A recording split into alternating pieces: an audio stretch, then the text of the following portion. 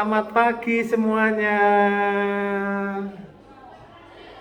Cakep, sudah cantik, sudah ganteng, sudah mandi. Ayo angkat tangan semuanya.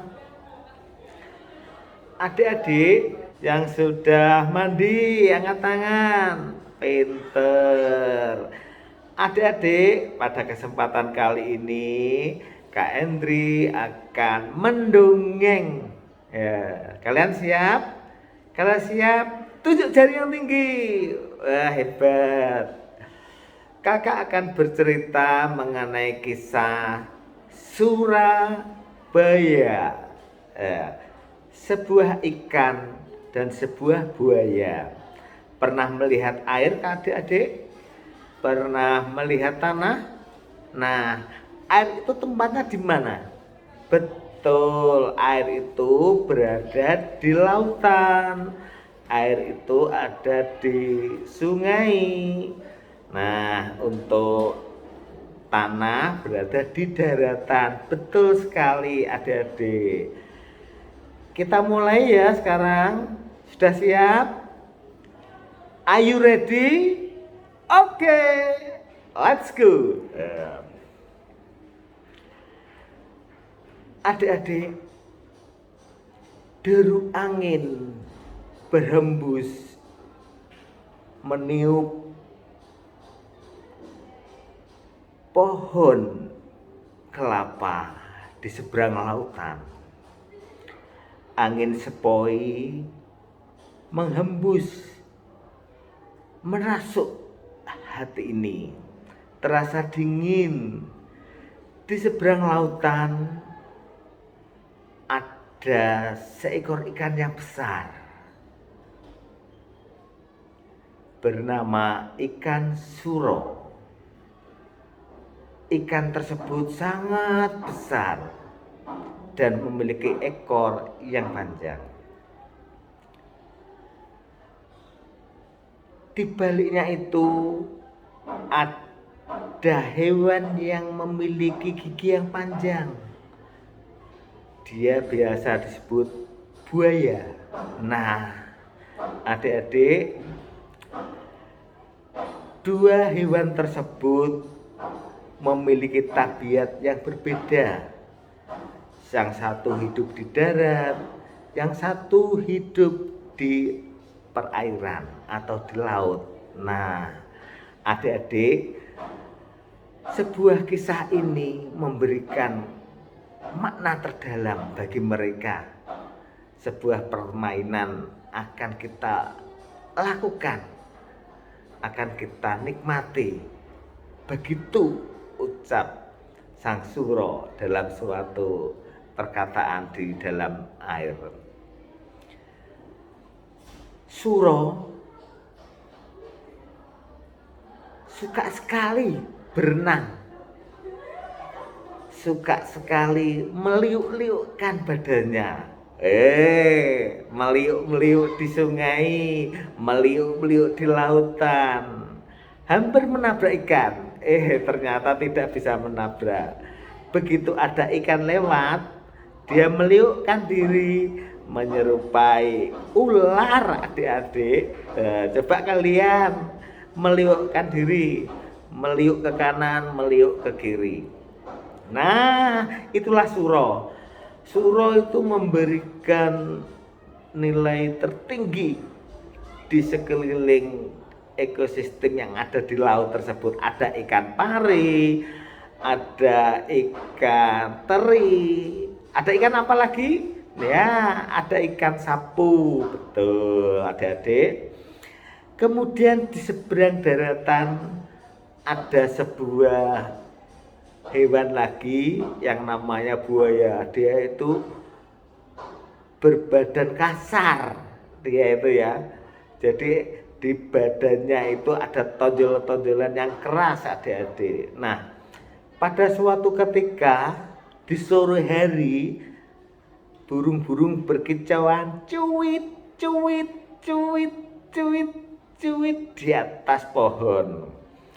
Di bawahnya ada buaya yang lagi termenung.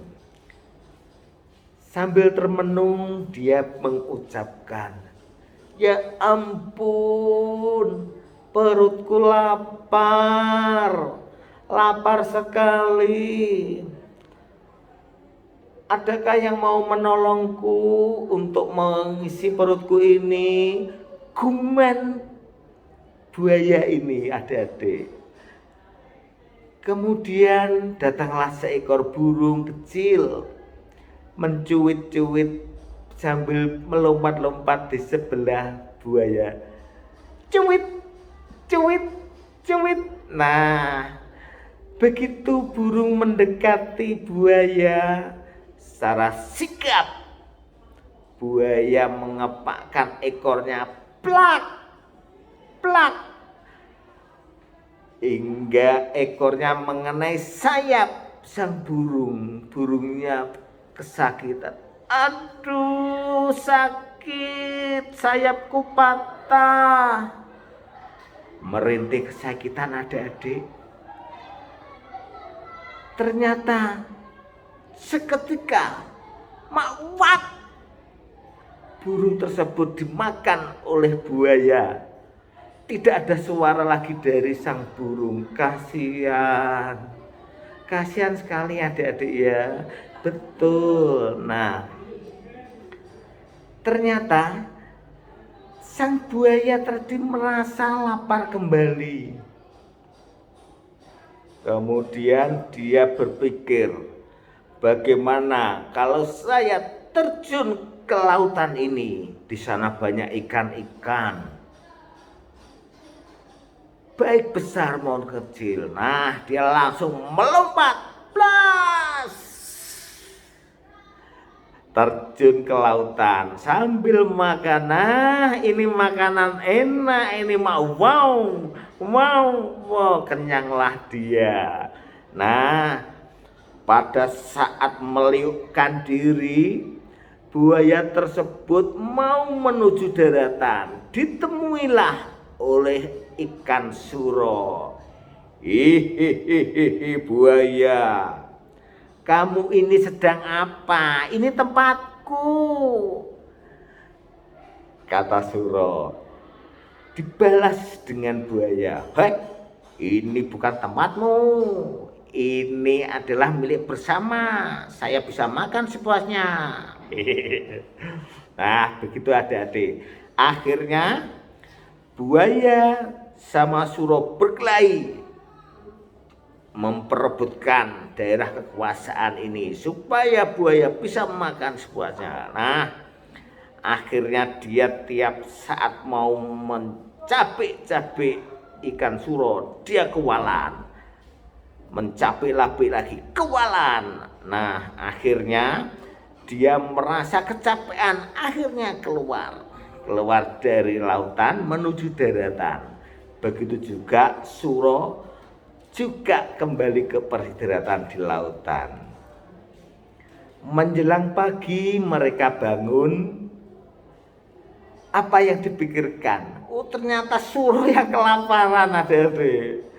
Perutnya dipegang lagi. "Aduh, perutku sakit, saya kelaparan," kata suro. Melihat tengok ke kanan, tengok ke kiri, tidak ketemu adik-adik, makannya sudah habis karena ikannya sudah dihabiskan sama buaya. Nah, adik-adik, seketika dia ingin membalas apa yang diperlakukan oleh buaya kepada suro. Dia menuju daratan. Pada waktu ada yang berkokok, "Cukuruku, cukuruku." Nah, dia melompat ke daratan mengambil ayam itu, adik-adik. Akhirnya ketangkap sambil pelan-pelan, ayo, akhirnya kena. Ayamnya kena dan dimakanlah oleh ikan suro tersebut. Nah, begitu ayamnya kena, ayamnya tuh beruntak, wak, wak, wak, kok. Nah, habis itu buaya terbangun, adik-adik. "Hai, Suro, kenapa kamu ke tempatku? Ini daerahku, ini makananku.